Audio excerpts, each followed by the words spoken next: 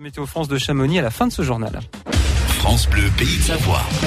Un médicament, la dépakine, est-il responsable de malformations ? Il est commercialisé par Sanofi depuis les années 60 pour lutter contre l'épilepsie et les troubles du comportement. Mais il pourrait être à l'origine des malformations de fœtus lorsque des femmes l'ont pris pendant leur grossesse. À Annecy, la mère d'un enfant victime de ce médicament veut aider les parents à comprendre et à se défendre.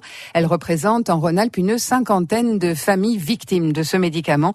Mais Luc Besançon, le lien entre la dopakine et les handicaps qu'il provoque n'a été établi que très récemment.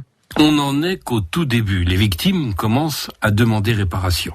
Maître Charles-Joseph Houdin, l'avocat des familles dont les enfants sont atteints de malformations ou d'handicap à cause de la dépakine. On est au tout début des procédures de la dépakine. Il faut savoir qu'aujourd'hui encore, des familles nous contactent pour nous expliquer que leurs enfants souffrent depuis une dizaine d'années de tel ou tel trouble et qu'ils viennent juste de découvrir que la dépakine pouvait être en cause.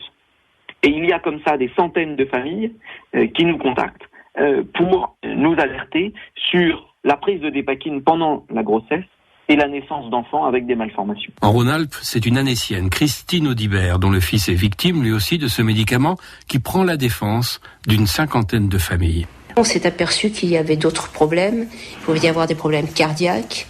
Il y avait aussi des problèmes de malformation des membres. Mais en général, on ne donnait pas une information aussi complète aux mamans.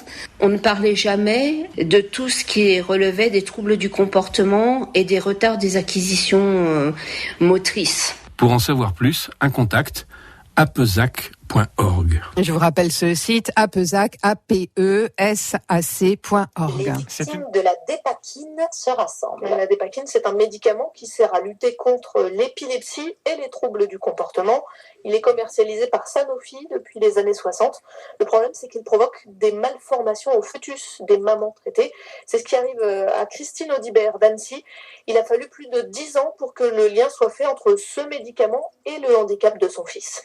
Le diagnostic ne va pas se poser d'emblée et ça sera un diagnostic plutôt par élimination d'autres pistes. C'est-à-dire que le généticien va faire des prélèvements, va étudier l'ADN, il va s'intéresser aux éventuelles mutations génétiques qui pourraient expliquer ce problème-là.